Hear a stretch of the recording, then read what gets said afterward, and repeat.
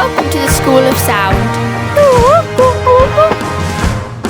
Silence. At this school we only accept sound, not noise. Thank you. Today we will be learning about sound waves. Oh goody, I love sound waves. I'm going to take you on a journey. Hooray! 3, 2, 1.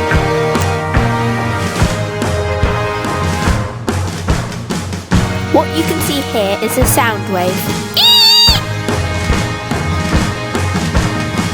As you can see, Alice has made a high-pitched sound which makes the wavelength shorter and the wave has a higher frequency.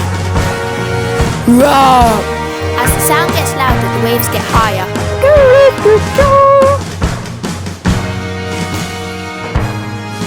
The lines are now uneven and wiggly, that means it is noise. The top of the wave is called the crest, and the distance between the crest and the next crest is a wavelength. Well, we need to know how we can hear sound. Oh yes, I nearly forgot. Now for a treat, let's go to the theme park. 3, 2, 1.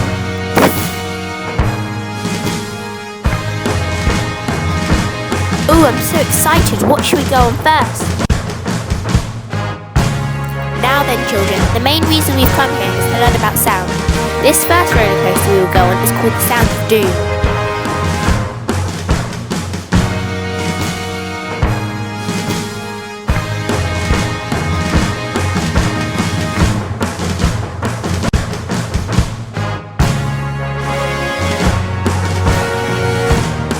Wow, it looks just like a sound wave.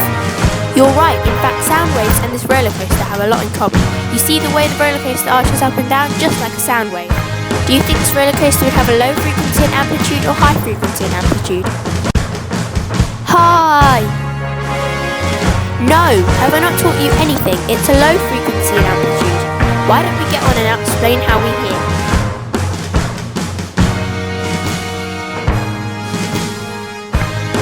So how do we hear? Well, first the object vibrates, which then makes the air vibrate, making your eardrum vibrate. Wait, here's the drop. Whee! As I was saying, the last thing that happens is signals get sent to your brain, telling it that sound is present and allowing you to hear. Oh look, there's another drop. Whee! Oh no, it looks like the ride's over. Can we go on it again? Maybe another time, but right now we have to get back to school. Aww. Learning about sound was such fun.